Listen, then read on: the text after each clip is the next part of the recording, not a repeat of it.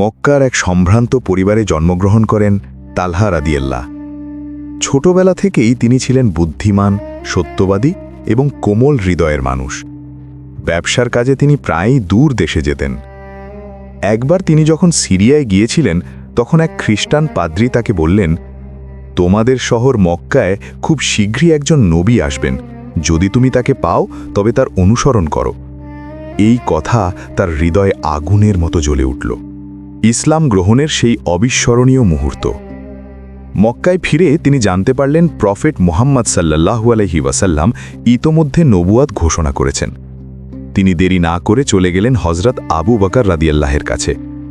আবু বকর তাকে নিয়ে গেলেন নবীজি সাল্লাল্লাহু আলাইহি ওয়াসাল্লামের কাছে। নবীজির মুখ দেখেই তার হৃদয় কেঁপে উঠল। সত্য যেন তার সামনে দাঁড়িয়ে আছে। সেই মুহূর্তেই তিনি ইসলাম গ্রহণ করলেন। নির্যাতনের আগুনে পরীক্ষা। ইসলাম গ্রহণের পরই শুরু হলো কঠিন পরীক্ষা। তালহা রাদিয়াল্লাহকে তার পরিবার বন্দী করে রাখে।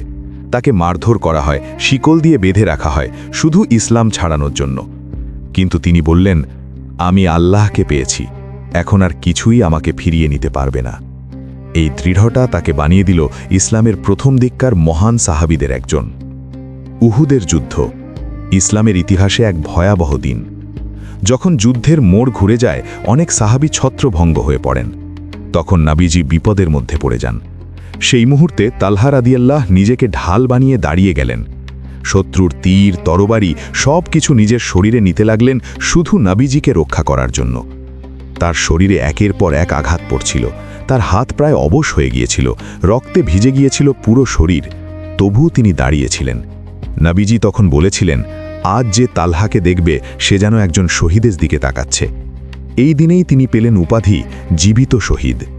দানশীলতা তার হৃদয়ের আরেক রূপ।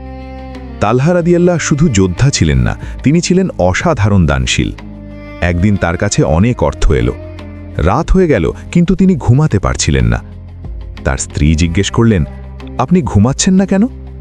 তিনি বললেন, আমার ঘরে এত টাকা আছে আর আমার আশেপাশে মানুষ অভাবে আছে, আমি কিভাবে শান্তিতে ঘুমাই? পরদিন সকালে তিনি সব টাকা দান করে দিলেন। এক হৃদয়ে ছুঁয়ে যাওয়া ঘটনা। একবার এক গরিব মানুষ তার কাছে সাহায্য চাইতে এলো।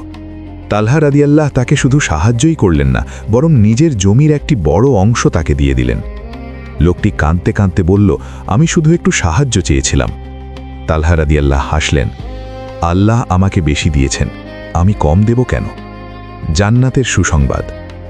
নবীজি নিজেই তালহা রাদিয়াল্লাহকে জান্নাতের সুসংবাদ দিয়েছিলেন। তিনি ছিলেন সেই 10 জন সাহাবীর একজন, যাদের জীবিত অবস্থাতেই জান্নাতের খবর দেওয়া হয়েছিল। শেষ সময়, শাহাদাতের আলো। 656 খ্রিস্টাব্দে মুসলমানদের এক দুঃখজনক সময়, জামালের যুদ্ধ। তখন তালহা রাদিয়াল্লাহ যুদ্ধ থেকে সরে আসতে চেয়েছিলেন, কারণ তিনি মুসলমানদের মধ্যে রক্তপাত চাননি। কিন্তু ভাগ্যের লেখা অন্য কিছু ছিল। একটি তীর এসে তার শরীরে আঘাত করল। তিনি মাটিতে পড়ে গেলেন। তার ঠোঁটে তখনও আল্লাহ নাম, চোখে শান্তি। এভাবেই তিনি শহীদ হলেন। আমাদের জন্য শিক্ষা। হযরত তালহা রাদিয়াল্লাহ তোমাদের শিখিয়ে গেছেন, ঈমানের জন্য সব কিছু ত্যাগ করতে হয়। সত্যের পথে কষ্ট আসবেই। দান করলে সম্পদ কমে না, বরং বাড়ে। আল্লাহ ভালোবাসা পেতে হলে নিঃস্বার্থ হতে হয়। হৃদয় ছুঁয়ে যাওয়া সমাপ্তি। আজ আমরা যখন তার জীবনের দিকে তাকাই, দেখি এক মানুষ যিনি নিজের জীবন দিয়ে প্রমাণ করেছেন, আল্লাহর জন্য ভালোবাসা মানে শুধু কথা নয়, ত্যাগ, কষ্ট আর বিশ্বাসের নামই প্রকৃত ভালোবাসা। এক শিশুর নীরব প্রশ্ন। মক্কার ব্যস্ত শহর, চারদিকে মূর্তি পূজা, অন্ধবিশ্বাস আর অন্যায়ের অন্ধকার। ছোট্ট তালহা চুপচাপ বসে থাকতেন। তার চোখে ছিল এক অদ্ভুত প্রশ্ন, এগুলো কি সত্যিই আমাদের সৃষ্টি করেছে? তার হৃদয় কখনোই মেনে নিতে পারেনি এই মিথ্যা উপাসনা। তার মা তাকে ভালোবাসতেন, কিন্তু সমাজের নিয়মে আবদ্ধ ছিলেন। তালহা রাদিয়াল্লাহের ভেতরে তখনই জন্ম নিচ্ছিল এক আলোর খোঁজ, সফরের সেই ভবিষ্যৎবাণী। যৌবনে তিনি ব্যবসায়ী হলেন। একদিন সিরিয়ার বুসরা শহরে গিয়েছিলেন। সেখানে এক বৃদ্ধ পাদ্রী তাকে জিজ্ঞেস করলেন, তুমি কোথা থেকে এসেছ? মক্কা। পাদ্রী হঠাৎ চুপ হয়ে গেলেন। তারপর বললেন, খুব শিগগিরই তোমাদের শহরে একজন নবী আসবেন। তিনি হবেন শেষ নবী। যদি তাকে পাও তাকে অনুসরণ করো। এই কথা যেন বজ্রপাতের মতো আঘাত করল তালহার মনে। সারা পথ তিনি শুধু এই কথাটাই ভাবছিলেন। সত্যের সাথে প্রথম সাক্ষাৎ। মক্কায় ফিরে তিনি শুনলেন একজন মানুষ দাবি করছেন তিনি আল্লাহর রসূল। তিনি দৌড়ে গেলেন আবু বকর রাদিয়াল্লাহু আনহুর কাছে। আবু বকর রাদিয়াল্লাহু আনহু তাকে নিয়ে গেলেন নবীজি সাল্লাল্লাহু আলাইহি ওয়াসাল্লামের কাছে। যখন তিনি প্রফেট মুহাম্মদ সাল্লাল্লাহু আলাইহি ওয়াসাল্লামের মুখ দেখলেন, তার হৃদয় থেমে গেল যেন। এই মুখে কোনো মিথ্যা নেই, এই চোখে কোনো লোভ নেই, এই কণ্ঠে শুধু সত্য। তিনি আরেক মুহূর্ত দেরি করলেন না। আমি সাক্ষ্য দিচ্ছি আল্লাহ ছাড়া কোনো ইলাহ নেই। নির্যাতনের অন্ধকার রাত। ইসলাম গ্রহণের খবর ছড়িয়ে পড়তেই শুরু হলো নির্যাতন। তার চাচা তাকে ধরে নিয়ে গেল, লোহার শিকলে বেঁধে ফেলল, তপ্ত রোদে ফেলে রাখা হলো, মারা হলো নির্মমভাবে। ইসলাম ছেড়ে দাও। তালহা রাদিয়াল্লাহু আনহু কাঁপা কণ্ঠে বললেন, আমি আল্লাহকে পেয়েছি, আমি আর ফিরে যাব না। তার চোখ দিয়ে পানি পড়ছিল, কিন্তু সেই পানিতে ভয় ছিল না, ছিল ঈমান, নবীজির ভালোবাসা। নবীজি তাকে খুব ভালোবাসতেন। একদিন তিনি বললেন, তালহা আমার জন্য নিজের জীবন দিতে প্রস্তুত। এই কথাটি শুনে তালহার চোখ ভিজে উঠল। তিনি ভাবলেন, আমি কি সত্যিই এই ভালোবাসার যোগ্য? উহুদের যুদ্ধ, রক্তে লেখা ইতিহাস। উহুদের ময়দান, ধুলো, চিৎকার, তরবারির শব্দ। হঠাৎ যুদ্ধের মোড় ঘুরে গেল। নবীজি একা হয়ে গেলেন।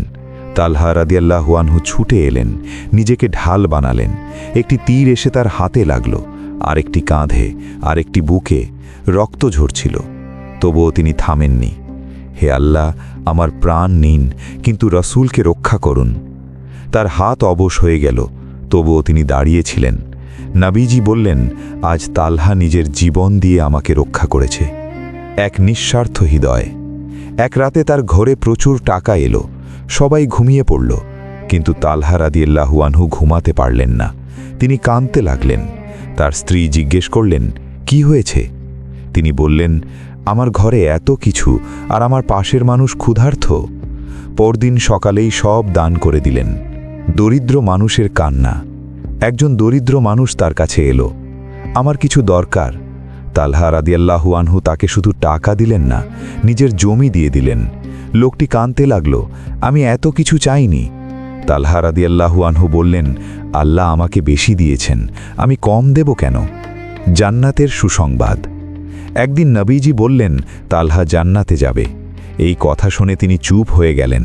তার চোখ দিয়ে অশ্রু গড়িয়ে পড়ল। আমি কি সত্যিই জান্নাত পাব? জামালের যুদ্ধ, মুসলমান বনাম মুসলমান। তালহা রাদিয়াল্লাহু আনহু এই যুদ্ধ চাননি। তিনি সরে যেতে চাইলেন। ঠিক তখনই একটি তীর এসে তার শরীরে লাগে। তিনি মাটিতে পড়ে যান। আকাশের দিকে তাকিয়ে বলেন, হে আল্লাহ, আমাকে ক্ষমা করুন।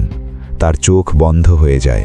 একজন মানুষ যিনি সব কিছু দিয়েছিলেন আল্লাহর জন্য, আজ তিনি নেই, কিন্তু তার গল্প রয়ে গেছে, তার রক্ত রয়ে গেছে, তার ভালোবাসা রয়ে গেছে। তালহা শুধু একজন মানুষ ছিলেন না, তিনি ছিলেন ঈমানের জীবন্ত উদাহরণ। হিজরতের আগের অস্থির দিনগুলো। মক্কা তখন অন্ধকারে ডুবে যাচ্ছে। মুসলমানদের ওপর নির্যাতন বাড়ছে দিন দিন। তালহা রাদিয়াল্লাহু আনহু রাতে আকাশের দিকে তাকিয়ে থাকতেন, তার চোখে অশ্রু। হে আল্লাহ, এই কষ্টের শেষ কবে? একদিন তিনি গোপনে আবু বকর রাদিয়াল্লাহু আনহুর সাথে দেখা করলেন। আবু বকর রাদিয়াল্লাহু আনহু বললেন, সময় আসছে, আল্লাহ আমাদের জন্য নতুন পথ খুলে দেবেন। হিজরতের প্রস্তুতি। যখন হিজরার সময় এলো, মুসলমানরা গোপনে মদিনার দিকে যেতে শুরু করল। তালহা রাদিয়াল্লাহু আনহু প্রস্তুত হলেন, কিন্তু যাওয়ার আগে তিনি একবার কাবার দিকে তাকালেন, চোখে পানি। আমি ফিরে আসব, একদিন এই শহরও আল্লাহর আলোয় ভরে যাবে। মদিনায় নতুন জীবন। মদিনা একটি নতুন শহর, নতুন আশা। এখানে মুসলমানরা প্রথমবারের মতো শান্তিতে শ্বাস নিল। তালহা রাদিয়াল্লাহু আনহু নতুন করে জীবন শুরু করলেন। তিনি দরিদ্রদের সাহায্য করতেন, অসুস্থদের খোঁজ নিতেন। সবাই তাকে ভালোবাসত। একজন বলেছিল, তালহা এমন একজন মানুষ যার কাছে গেলে মনে শান্তি আসে। বদরের মিস করা, কিন্তু আল্লাহর পুরস্কার। বদরের যুদ্ধের সময় তালহা রাদিয়াল্লাহু আনহু ও সাঈদ ইবনে যায়েদ রাদিয়াল্লাহু আনহুকে একটি বিশেষ দায়িত্বে পাঠানো হয়েছিল। তারা যুদ্ধের ময়দানে উপস্থিত থাকতে পারেননি, তারা কষ্ট পেলেন। আমরা কি এই মহান সুযোগ হারালাম? কিন্তু নাবিজি সাল্লাল্লাহু আলাইহি ওয়াসাল্লাম বললেন, তোমরা বদরের অংশীদার, তোমাদের নিয়তি তোমাদের সেখানে নিয়ে গেছে। তাদের চোখে অশ্রু এসে গেল। উহুদের পরের নিঃশব্দ রাত। উহুদের যুদ্ধ শেষ, চারিদিকে আহত মানুষ, নীরবতা। তালহা রাদিয়াল্লাহু আনহু নিজেও গুরুতর আহত, তার হাত প্রায় অকেজো হয়ে গেছে। তিনি এক কোণে বসে আছেন, তার চোখে পানি। আমি কি আমার দায়িত্ব ঠিকভাবে পালন করতে পেরেছি? ঠিক তখনই নবীজি সাল্লাল্লাহু আলাইহি ওয়াসাল্লাম তার কাছে এলেন, তার কাঁধে হাত রাখলেন। তালহা, তুমি আজ তোমার সব কিছু দিয়েছ। এই কথা শুনে তিনি কেঁদে ফেললেন। গোপন দান। তালহা রাদিয়াল্লাহু আনহু কখনো প্রকাশ্যে দান করতে পছন্দ করতেন না। রাতে যখন সবাই ঘুমিয়ে যেত, তিনি চুপচাপ দরিদ্রদের দরজায় খাবার রেখে আসতেন। একজন দরিদ্র মানুষ বলল, আমি জানি না কে দেয়, কিন্তু আল্লাহ তাকে ভালো রাখুন। দূরে দাঁড়িয়ে তালহা রাদিয়াল্লাহু আনহু কাঁদছিলেন। নবীজির ইন্তেকালের পর যখন প্রফেট মুহাম্মদ সাল্লাল্লাহু আলাইহি ওয়াসাল্লাম ইন্তেকাল করলেন, মদিনা যেন থেমে গেল। তালহা রাদিয়াল্লাহু আনহু ভেঙে পড়লেন। আমরা এখন কিভাবে বাঁচব? তিনি কাঁদতে কাঁদতে বললেন, রাসূল ছাড়া পৃথিবী যেন অন্ধকার। খিলাফতের সময়ের পরীক্ষা। উমার ইবনাল খাত্তাব রাদিয়াল্লাহু আনহুর সময় ইসলাম ছড়িয়ে পড়ছিল দ্রুত গতিতে। তালহা রাদিয়াল্লাহু আনহু সব সময় ন্যায় বিচারের পক্ষে ছিলেন। তিনি কখনো অন্যায় সহ্য করতেন না। একবার এক শাসকের বিরুদ্ধে অভিযোগ এলে তিনি বললেন, ক্ষমতা নয়, আল্লাহর ভয়ে বড় হওয়া উচিত। উসমান ইবনে আফফান রাদিয়াল্লাহু আনহুর সময় মুসলিম সমাজে বিভেদ শুরু হয়। তালহা রাদিয়াল্লাহু আনহু এই পরিস্থিতিতে খুব কষ্ট পেতেন। তিনি বলতেন, আমরা এক সময় এক ছিলাম, আজ কেন বিভক্ত? জামালের যুদ্ধের আগে শেষ কথা। যুদ্ধের আগে তিনি বারবার বলছিলেন, এই যুদ্ধ বন্ধ হওয়া উচিত। তিনি চাননি মুসলমানরা একে অপরের রক্ত ঝরাক। তার চোখে অশ্রু। সেই শেষ মুহূর্ত যখন তীর এসে তাকে আঘাত করল, তিনি মাটিতে পড়ে গেলেন। তার শরীর থেকে রক্ত ঝরছে। তিনি আকাশের দিকে তাকালেন। হে আল্লাহ, আমি কি আপনার সন্তুষ্টি পেয়েছি? তার চোখ ধীরে ধীরে বন্ধ হয়ে গেল। একজন মানুষ যিনি জীবনে সব কিছু দিয়েছেন, শেষে কিছুই নেননি, শুধু রেখে গেছেন ভালোবাসা, ত্যাগ, ঈমান। যে মানুষ নিজের জীবন দিয়ে প্রমাণ করে আল্লাহর ভালোবাসাই সবচেয়ে বড়, সে কখনো মরে না। তালহা রাদিয়াল্লাহু আনহু আজও বেঁচে আছেন প্রতিটি ঈমানদারের হৃদয়ে। হযরত তালহা ইবনে উবাইদুল্লাহ রাদিয়াল্লাহু আনহু একজন মানুষ যিনি নিজের জীবন দিয়ে ভালোবাসার সত্যিকারের অর্থ দেখিয়ে গেছেন।